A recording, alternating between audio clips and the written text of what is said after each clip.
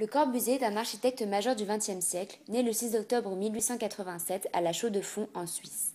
Issu d'une famille d'artisans protestants, génie polyvalent, il commencera à travailler dans le milieu de l'horlogerie, comme son père, et en 1904, il décide de se diriger vers l'architecture et la décoration, après un essai dans des études de peinture.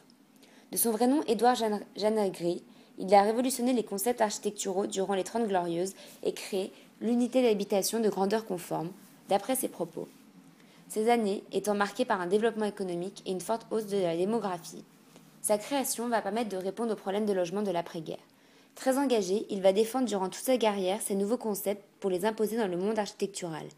Architecte, peintre, mais aussi auteur, il va rédiger de nombreux manifestes tels que Vers une architecture en 1923 ou la Charte d'Athènes en 1943, où il y illustre son identité artistique, le purisme. Ce dernier repose sur une architecture industrielle, simple, rationnelle, fonctionnelle, aérée et très lumineuse. Les bâtiments du Corbusier, maisons, immeubles collectifs, mais aussi quartiers, sont tous réalisés avec du béton brut, véritable révolution pour l'architecture des Trente Glorieuses. Cette idée lui a été inspirée par Auguste Perret, un spécialiste du béton armé et architecte français. La vision de l'architecture du Corbusier est une vision utopique de l'urbanisation. Ses travaux d'urbanisme sont l'application directe de sa vision innovatrice de l'habitat de l'homme des années 60. L'ensemble de son œuvre est basé sur un système de proportions qu'il a lui-même conçu entre 1942 et 1948, le modulor. Il choisit un patronyme, le Corbusier, en 1920 pour se distinguer de son cousin, Pierre, qui est lui aussi architecte et qui travaille à ses côtés. Blessé à la tête, il ne combattra pas durant la Seconde Guerre mondiale et en profitera pour développer ses idées et construire son projet architectural.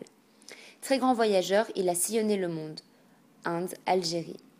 Ses œuvres principales sont la Villa Savoy de Poissy, la Cité radieuse de Marseille, Firminy, l'église de Notre-Dame de Ronchamp, le couvent de la Tourette, le Capitole de Chandigarh à Pendjab et la Cité radieuse de Briey. En 1959, il souhaite que toutes ses œuvres soient classées au patrimoine mondial de l'UNESCO. Il obtient en 1964 le titre d'officier de la Légion d'honneur. Cette même année, il crée la fondation Le Corbusier, qui existe toujours et qui a permis la fin de la construction de son site de Firminy. Il meurt d'une crise cardiaque à l'âge de 77 ans à Roquebrune-Cap-Martin, en France, le 27 août 1965.